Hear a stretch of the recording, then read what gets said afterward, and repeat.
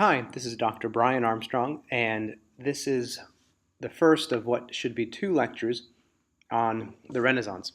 And the aim of these two lectures is to fill in some gaps that you are likely experiencing as you head into the revision of your drafts for the final essay, the essay on the Renaissance. In the first of the two, I'd like to talk more generally about the cultural concepts and the quite natural reason that you would be having more of a struggle perhaps with this final essay as opposed to the first ones. So first I'll talk about why you might be having a struggle, and then I'll talk about the concepts. And this should all be under 15 minutes. We'll try to keep it simple. So first, the reason you're having difficulty. Well, there are two that I'll talk about.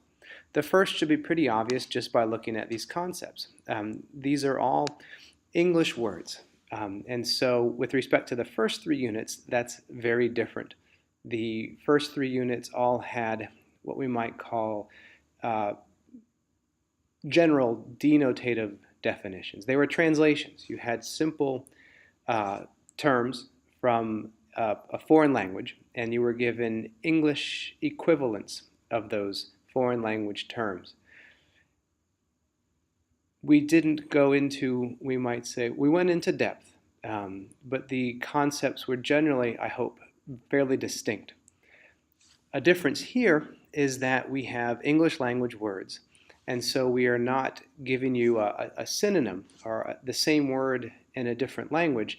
We're giving you more precise, deeper definitions of these concepts. Now, we did do that for the Middle Ages, but the Middle Age concepts were, I think, a bit more simple. So one of the challenges you have is that these concepts are a bit more difficult. They seem more similar to you, and that's because we are making finer distinctions. So in terms of the complexity of these concepts are being presented in a more complex way. The second difficulty is related to that. So we might ask, why are these concepts more complex? And this is because these concepts are drawing on two traditions, the medieval tradition and the classical tradition. And that, I think, is the second source of difficulty. If you look back at the previous units, the Hinduism, excuse me, classical Greece, medieval Islam, and medieval Christianity, those were all units that could be approached in isolation from each other. In other words, the classical Greeks and the Hindus, ancient Hindus, had no connection with each other. Medieval Islam had some connection with classical Greece, but we did not really focus on that. We focused on the birth of Islamic culture on its own terms. And then, of course, medieval Christianity was also a new thing. The Renaissance is different because the Renaissance clearly draws on and makes use of medieval values, and it clearly draws on and makes use of classical values. So you have here a cultural period, and we're looking at it developmentally. In other words, in order to understand it, we have to see how it develops in relationship to not just one, but two previous cultures. And of course, they don't simply use everything from the Middle Ages. They critique some things. So, for instance, the doctrinal elements of Roman Catholicism carry over, but many Renaissance artists do critique the chivalric code with its feudal relation between knight and lord and its courtly love relation between knight and lady.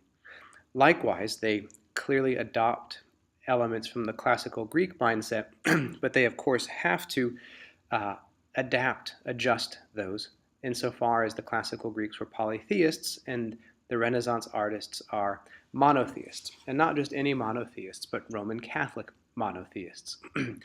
So this makes things difficult too. As you go to write your paper, you will of course have a concept paragraph that focuses on this concept, and we'll talk about how to do that well in a moment, and you'll also have a context paragraph. Excuse me. The context paragraph might be where you talk about that classical background and or that medieval background. And the context paragraph can come first. It can set up your introduction of the concepts, or it can be a bridge that helps us move from the concepts to the applications. For instance, you might have your introduction and then open with a context paragraph in which you talk about the Renaissance artists' turn to the classics. In other words, there were elements of the medieval mindset that Renaissance artists, thinkers, composers, poets had problem with, and they addressed those problems by turning to elements of classical thought. And I've been meeting with some of you, and people are focused on different things, but excuse me, there's the classical Greek focus on eudaimonia. There's the classical Greek focus on telos, the idea that the human in this world has an end or an aim, and that the good life is found in this world through perfecting oneself by fully realizing, actualizing one's potential. That aim is a matter of, that the telos, the aim is to, in a sense, choose well, to make good choices. And so the classical Greeks focus a lot on developing logos, or reason, as the capacity that enables one to make good choices. And this leads to eudaimonia, an experience of the good in this life. Renaissance, the Renaissance elite, the artists, the thinkers, the painters, they wanted to experience the good in this life. They did not want to simply have to wait until the next life. Furthermore, but of course they don't adapt everything from the classical Greek perspective. Their idea of what the good is very different, because for the Renaissance artist, the good is God. And so, and this I think coincides with things we've talked about. In perfecting the self, the Renaissance artist believes that this turns you towards God, because turning towards God, the source of the good, is necessary if you're to develop this worldly happiness. So you could talk about that and then step into the concepts and talk about how their notion of this worldliness, their notion of the choices one has to make, their notion of how reason works in approaching this world and fashioning oneself, that's different from the Greeks. And so when you head into the concepts, you can talk about the concepts with that difference in mind. You could, of course, reverse things. You could talk about, start off with your concepts and talk about how Renaissance artists are interested in the way that individuals fashion themselves in order to find this worldly success and happiness, and that they do so with awareness of psychological complexity. And then you could render those concepts more precise in your context paragraph by putting the concepts in context. For instance, psychological complexity. Psychological complexity is a matter of, in this case, it's a matter of the growing awareness that different people have different perspectives on things, especially this life and how to live it. Sometimes a person might have conflicting perspectives within him or herself. And artists realize that they can help people to think about these things by making works that are themselves complex, that generate different responses. So one idea might be courtly love. Ariosto shows how the medieval idea of courtly love contains a conflict, a tension, because sometimes serving the lady conflicts with serving the Lord. And so Ariosto presents this chivalric code with duty to Lord and duty to lady and duty to God in all its complexity.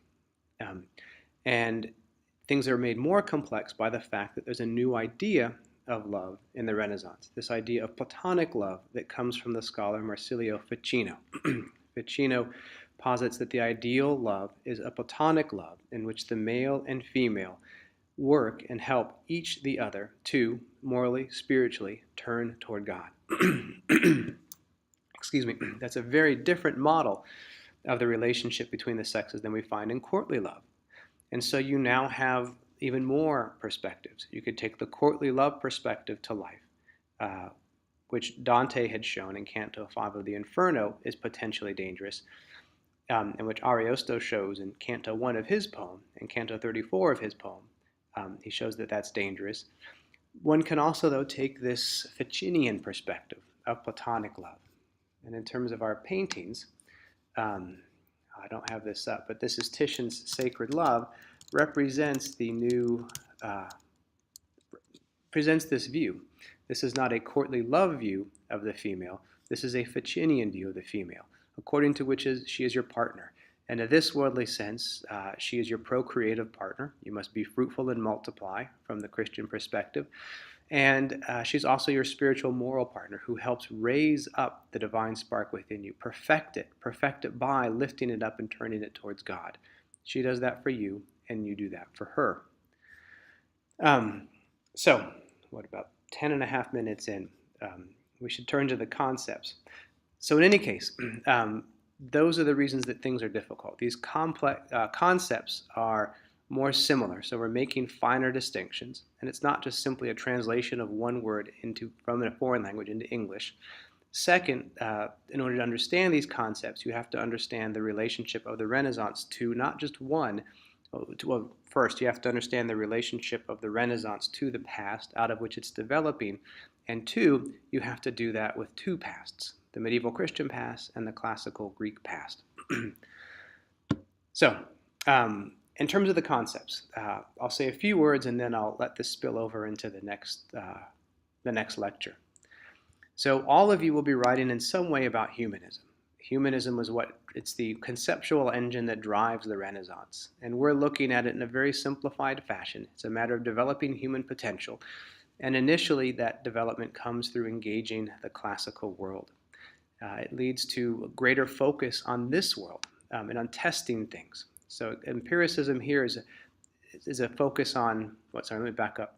And you can split up humanism. You can focus on simply the developing of the human potential and how that happens, or you can focus on how that happens through the classics. And so one question you might have is, how does Renaissance art develop human potential? Or how does Renaissance art engage with classical thought? And an important distinction here to make, and we'll deal with this more in the next slideshow, an important distinction is between classical content, the myths, the stories, the images of the classical Greeks. We're not focusing on the classical Romans in this unit, just the classical Greeks. And then on the other hand, there's the classical view of human nature, according to which the aim of human life is to make good choices, and so thereby achieve eudaimonia, which is a perfection of the self that comes through using logos. How does the Renaissance artist conceive that process?